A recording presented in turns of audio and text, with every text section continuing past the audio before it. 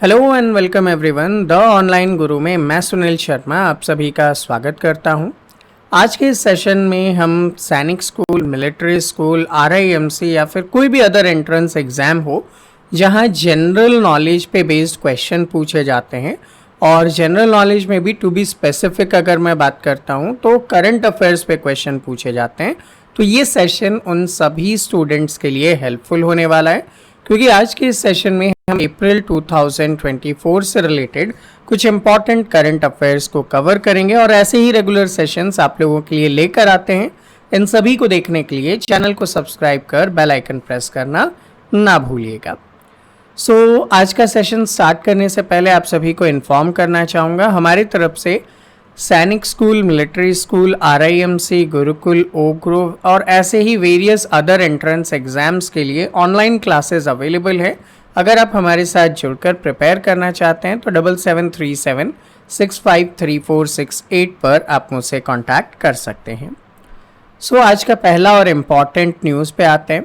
Recently DRDO, जिसको कि हम Defence Research and Development Organisation के रूप में जानते हैं, ये इंडियन आर्मी के लिए एक ऐसा स्वदेशी भारत में बना हुआ शोल्डर से फायर करने में capable very short range air defence system, जिसका नाम है VSHORAD, को यहाँ पे प्रिपेयर कर लिया है।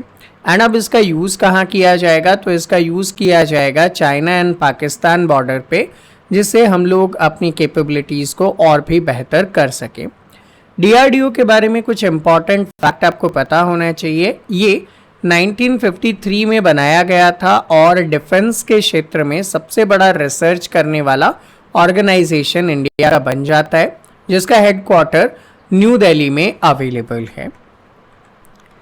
नेक्स्ट आपको जानकर बहुत खुशी होगी, 17 इयर्स के मात्र डी गुकेश जो हैं चेन्नई से बिलोंग करते हैं और इन्होंने 2024 का FIDE चेस टूर्नामेंट, जो कि कनाडा के टोरंटो में ऑर्गेनाइज हुआ था, उसे जीत लिया है।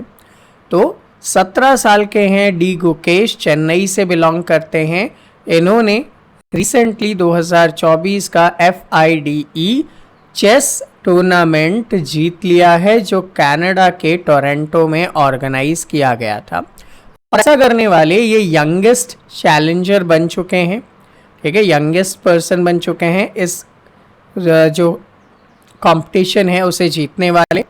इसी के साथ साथ आपको ये भी याद रखना है कि इन्होंने एक और बच्चे हैं जिनका नाम है गैरी कैस्परोव। उन्होंने 1984 में जो रिकॉर्ड बनाया था उसे भी इन्होंने ब्रेक किया है। तो बड़े लंबे समय बाद इनका रिकॉर्ड इन्होंने ब्रेक किया है डी गुकेश ने। इसके अलावा डी गुकेश के बारे में आपको ये भी पता होने चाहिए कि ये सेकंड इंडियन पर्सन है विश्वनाथन आनंद के बाद जिन्होंने एक कैंडिडेट टूर्नामेंट में कोई मेडल हासिल किया हो। इतना ही नहीं, गुकेश जो है वो थर्ड यंगेस्ट प्लेयर हो जाते हैं हिस्ट्री में जिन्होंने ग्रैंड मास्टर का टाइटल जीता था, और ये सिर्फ 12 साल के थे तब इन्होंने ग्रैंड मास्टर का टाइटल जीता था। इतना ही नहीं, 2023 में जो एशियन गेम्स हुआ था हंगझोउ में, वहाँ पे भी उन्होंने भारत के लिए सिल्वर मेडल हासिल किया था। तो गुकेश आपके लिए बहुत इंपॉर्टेंट होने वाले हैं, एग्जाम में इनसे रिलेटेड क्वेश्चंस डेफिनेटली पूछे जा सकते हैं। नेक्स्ट एक नई हिस्ट्री क्रिएट होती है। यहाँ पे डॉक्टर नैमा खातून जी जो है ये पहली महिला वाइस चांसलर बन चुकी हैं अलीगढ़ मुस्लिम यूनिवर्सिटी की। आप सभी ने कहीं ना कहीं AMU या अलीगढ़ मुस्लिम यूनिवर्सिटी का नाम सुना ही होगा, एजुकेशन के लिए बहुत ज़्यादा फेमस है ये। और यहाँ पे इसकी जो पहली वुमेन वाइस चांसलर हैं वो बन चुकी हैं नैमा खातून जी।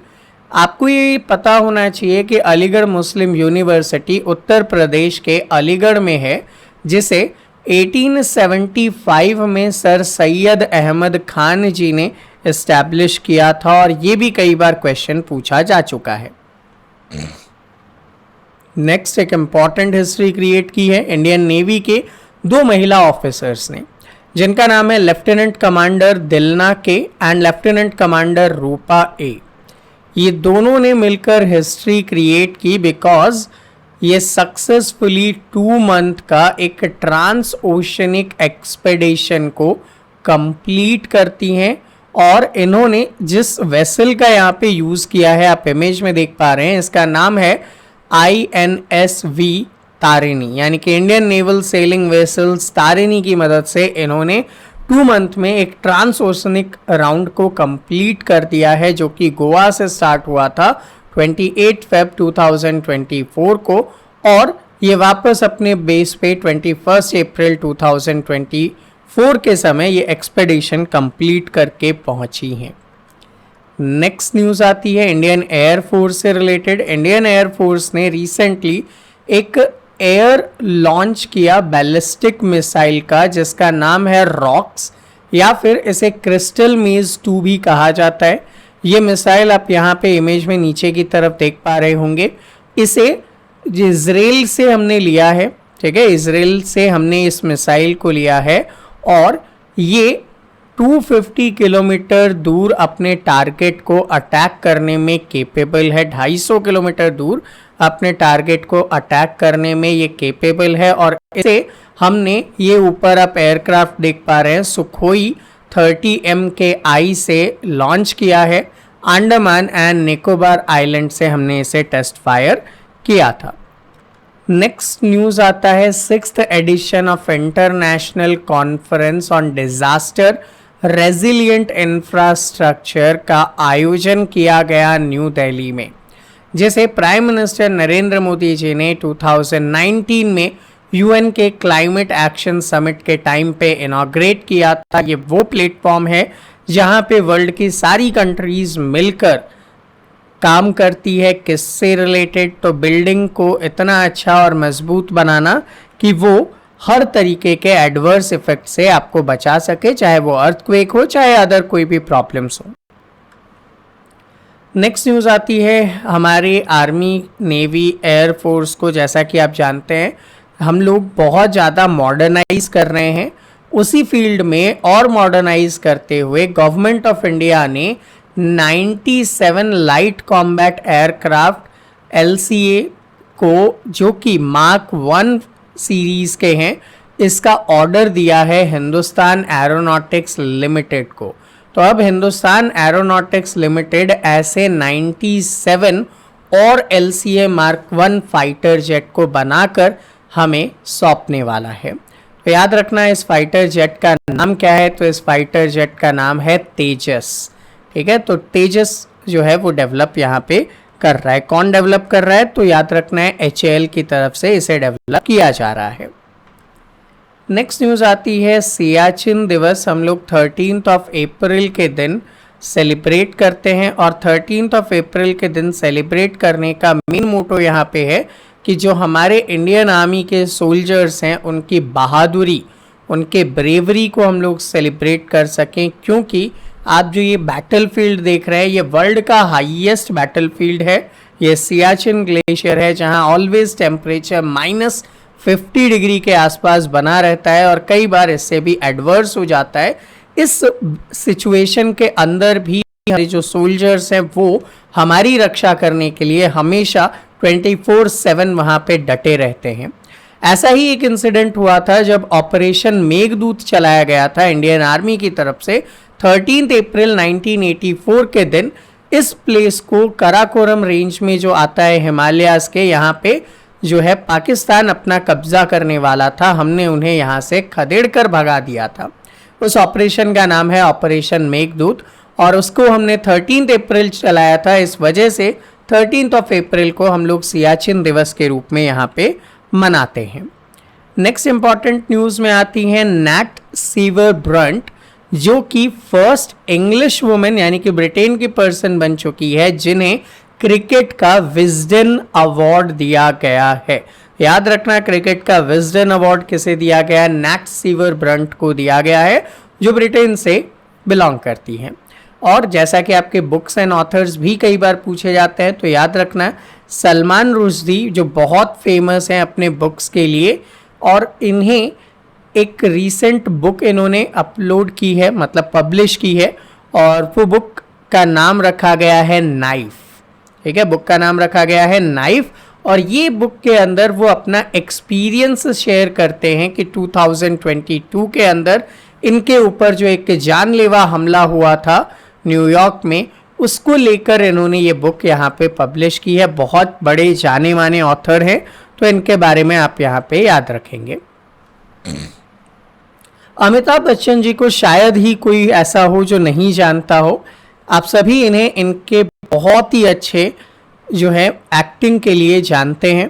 अमिताभ बच्चन जी को रिसेंटली 24 अप्रैल के दिन लता दीनानाथ मंगेशकर अवार्ड से सम्मानित किया गया है।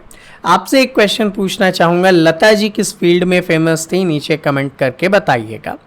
नेक्स्ट न्यूज़ आता है इलेक्शन कमीशन से रिलेटेड। इलेक्शन कमीशन ने रिसेंटली एक एप्लीकेशन जिसका नाम है सक्षम ऐप लॉन्च किया है, और इस एप्लीकेशन के थ्रू ऐसे पर्सन्स जो डिसेबल्ड हैं, दिव्यांग पर्सन्स हैं, वो अपने घर बैठे रजिस्ट्रेशन करवा पाएंगे वोटिंग का, और वो अपने घर से ही वोटिंग जो है वो कर पाएंगे। रिसेंटली आप सभी जानते हैं लोकसभा इलेक्शंस कंडक्ट किए जा रहे हैं, एंड आपसे एक क्वेश्चन पूछना चाहूँगा कि लोकसभा के अंदर जो जीतने वाली पार्टी होती है उसके हेड को कौन सा पद मिलता है? लोकसभा में जिस पॉलिटिकल पार्टी के पास मेजॉरिटी होती है उसके हेड को यूजुअली हम लोग क्या बनाते हैं? कमेंट करके बताइएगा।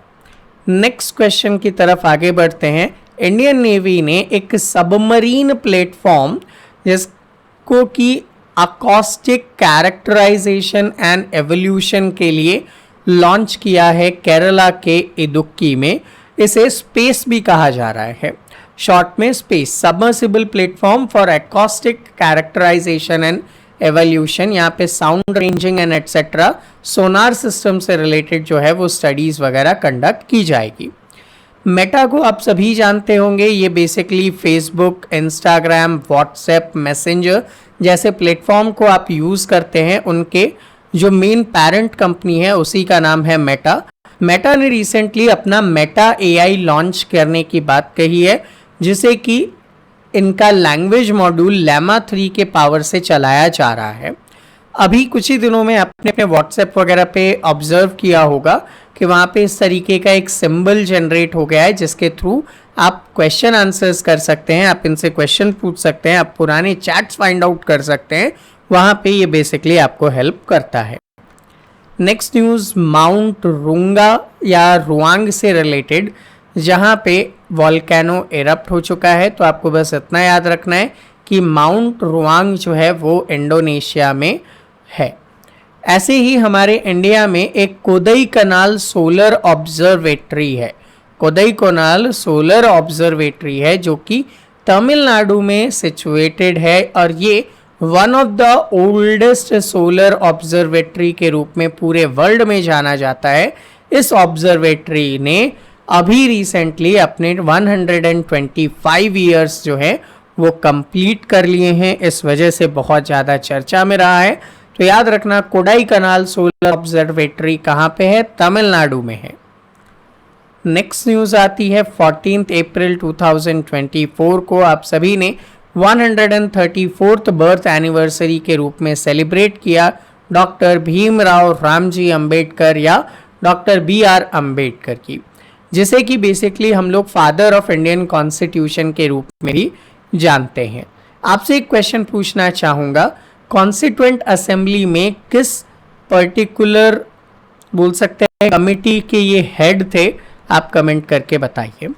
नेक्स्ट न्यूज़ आता है वर्ल्ड होम्योपैथी डे से रिलेटेड। हम लोग 10 अप्रैल के दिन वर्ल्ड होम्योपैथी डे सेलिब्रेट करते हैं, और वर्ल्ड होम्योपैथी डे हम लोग डॉक्टर सैमुअल हैनमैन के लिए सेलिब्रेट करते हैं, क्योंकि यही वो पर्सन थे जिन्होंने होम्योपैथिक मेडिकल ट्रीटमेंट फैसिलिटी को स्टार्ट किया था।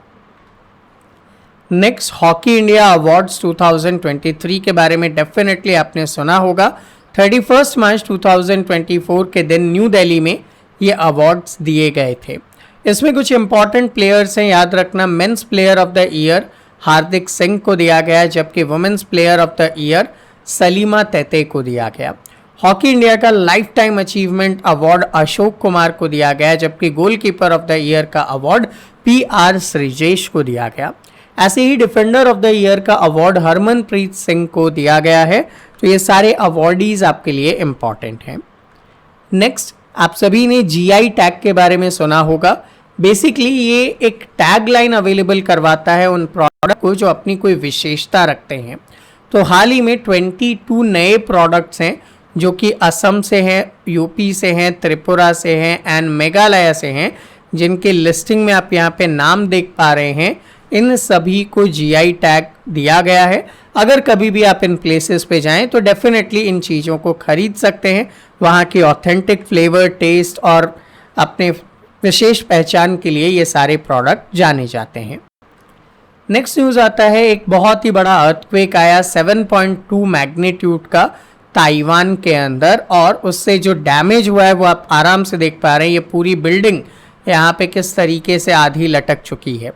तो ऐसे बहुत सारे अर्थक्वेक यहाँ पे आते रहते हैं। रीज़न क्या है? ये वो जगह है ताइवान जो रिंग ऑफ फायर के पास सिचुएटेड है, जहाँ पे वर्ल्ड के 90% अर्थक्वेक आते रहते हैं। तो ये आम बात है ताइवान के अंदर। अब आपसे एक क्वेश्चन पूछना चाहूँगा, अर्थक्वेक मेजर करने के लिए किस डिवाइस का यूज़ किया जाता है? आई रिपीट, अर्थक्वेक को मेजर करने के लिए किस डिवाइस का यूज़ किया जाता है?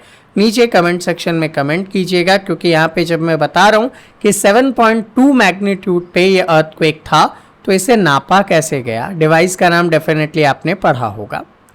नेक्स्ट न्यूज़, आप सभी जानते हैं इंडिया की तरफ से अंटार्कटिक पे एक रिसर्च एक्सपेडिशन काम करता है। ये वो स्टेशन है जिसका नाम है दक्षिण गंगोत्री। यहाँ पे कुछ इंडियन प्रोमिनेंट साइंटिस्ट रहते हैं जो इन्वायरमेंट एंड उसके इफेक्ट के ऊपर स्टडीज करते हैं। अभी रिसेंटली क्या हुआ, यहाँ पे एक सेकंड पोस्ट ऑफिस ओपन किया गया जिसे कोड नेम दिया गया है MH1718। MH1718 इसका पिन कोड रखा गया है, और ये एक एक्सपेरिमेंटल वे में हमने यहाँ पे स्टार्ट किया है। हालांकि 1989 में हमने यहाँ पे मैत्री के नाम से स्टार्ट किया था अपना एक रिसर्च बेस, जो बाद में सबमर्ज हो गया था, फिर वापस से हमने जनरेट किया।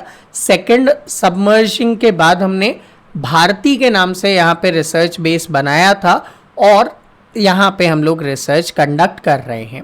हालांकि हम लोग बाकी कंट्रीज़ के साथ कोलैबोरेट करते हुए 1981 से यहाँ पे रिसर्च कर रहे हैं, लेकिन अपने दो स्टेशन यहाँ पे हैं, मैत्री और दूसरा क्या हो जाएगा, भारती। ये दोनों ही इंडिया की तरफ से रिसर्च स्टेशन यहाँ पे काम कर रहे हैं। नेक्स्ट क्वेश्चन की तरफ हम लोग आगे बढ़ते हैं, और आपको देखने को मिलता है ये एक रोचक हैंडहेल्ड डिवाइस। इंडियन आर्मी ने अपना फर्स्ट बैच ऑफ 24 रशिया के बने हुए Igla S man portable air defence system को प्रॉकर कर लिया है, और इससे रिलेटेड 100 मिसाइल्स भी हम लोगों ने हासिल कर ली है। तो ये जो इग्ला एस है ये मैन पोर्टेबल है, एयर डिफेंस सिस्टम है। आप इससे किसी भी फाइटर क्राफ्ट वगैरह को अटैक कर सकते हो, और ये हम लोगों ने कहाँ से एक्वायर किया है, तो रशिया से एक्वायर किया है।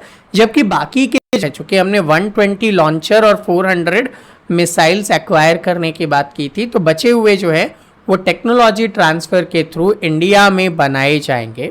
तो कुछ प्रोटोटाइप हमने रशिया से बनाए लिए, और बाकी हम लोग यहाँ पे इंडिया में उसको डेवलप करेंगे।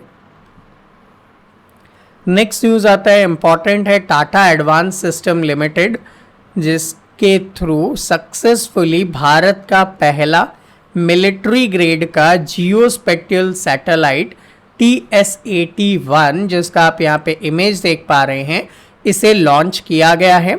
इसे लॉन्च करने के लिए इन्होंने कैनेडी स्पेस सेंटर फ्लोरिडा का यूज़ किया, जो कि USA में है, और इसे फैल्कन 9 रॉकेट के थ्रू लॉन्च किया गया था। बनाया कहाँ गया था, तो वेमगल नाम का जो फैसिलिटी है इनका कर्नाटका में, वहाँ पे इसे बनाया गया था, और ये लोअर अर्थ ऑर्बिट में जो है ऑब्जर्वेशन का काम करेगा। Next and most important, Chandrayaan 3 के बारे में आप सभी ने सुना है। इंडिया के लिए बहुत ही गर्व की बात थी। तो इंडियन टीम ने साउथ पोल पे चंद्रमा के अपने तरफ से लैंडर एंड रोवर को उतारा था। तो इसी की उपलब्धि पे जो इसरो की टीम है उन्हें 2024 का John L Jack Swigert junior award दिया गया है। अवार्ड का नाम है John L Jack Swigert junior award. ये अवार्ड इसरो की टीम को दिया गया है क्योंकि इसरो की टीम ने वहाँ पे लैंडर विक्रम और रोवर प्रज्ञान को सक्सेसफुली उतारने का काम किया था और ऐसा करना अपने आप में बहुत बड़ी उपलब्धि है। सो स्टूडेंट, ये था हमारा आज का सेशन। आई होप आप सभी के लिए हेल्पफुल रहेगा। फिर भी अगर कोई डाउट या कोई क्वेरी है तो आप मुझसे कंसल्ट कर सकते हैं। विद इन 24 आवर्स आपके सभी डाउट्स एंड क्वेरीज को रिजॉल्व किया जाएगा और ऐसे ही रेगुलर सेशंस देखने के लिए आप हमें वेरियस प्लेटफॉर्म पे फॉलो कर सकते हैं। लिंक नीचे डिस्क्रिप्शन में दिए गए हैं और अगर आप हमारे साथ जुड़कर ऑनलाइन क्लासेस के थ्रू प्रिपेयर करना चाहते हैं तो 7737653468 पर आप मुझसे कांटेक्ट कर सकते हैं। तो मिलते हैं आपसे अगले सेशन में, तब तक के लिए जय हिंद।